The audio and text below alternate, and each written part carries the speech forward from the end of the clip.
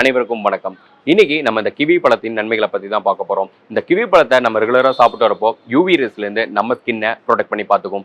அது மட்டும் இல்லாம நம்மளோட ஹேர் ஃபால் அதிகமா இருந்துச்சு அப்படின்னா ரெகுலரா இந்த கிவி பழம் சாப்பிட்றப்போ அந்த ஹேர் ஃபால் அப்படியே ஸ்டாப் ஆயிரும்.